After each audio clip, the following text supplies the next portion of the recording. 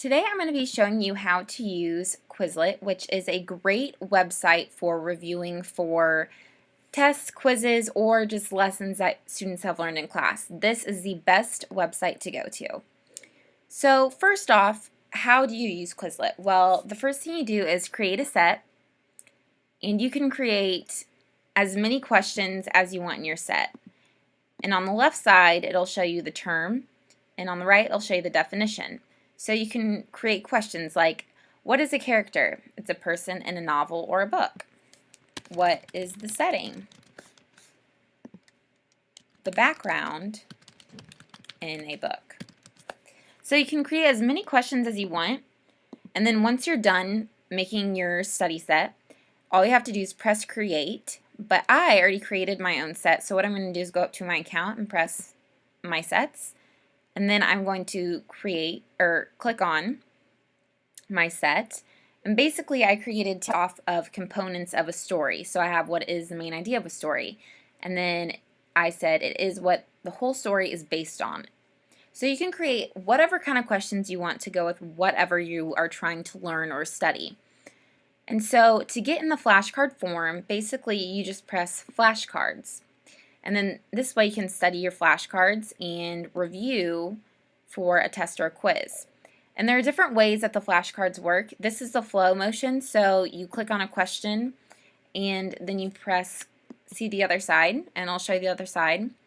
Or you can look at the flip, and it'll show you the question, and then you press flip, and then it'll tell you the definition. So it's really cool how you have these two different ways of studying with flashcards. That way you get a variety.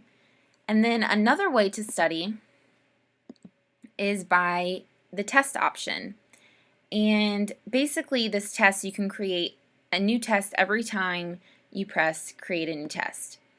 And say I want written, matching, multiple choice, but not true and false, and I want to start with the term. So it'll give me written questions, matching, and multiple choice, but no true and false. But then say I want true and false, no matching, or multiple choice.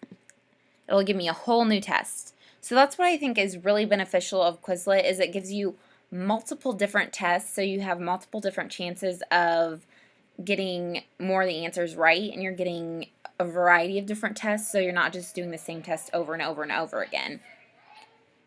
Then if you want to check your answers, all you have to do is just fill the answers out, and I'll just fill a few of these out to show you, and they'll tell you incorrect and then the answer, and they'll say correct if it's correct, and then it'll tell you your percentage on the side.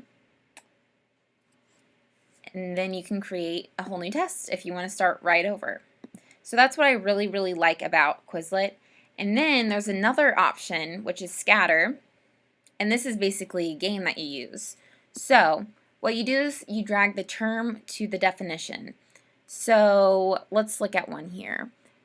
True or false? Culture is a big part of folk tales and fables. You'll drag it to the true, and then it'll disappear. Who writes the story? The author. What is the setting of a story? And then describes where the story is taking place.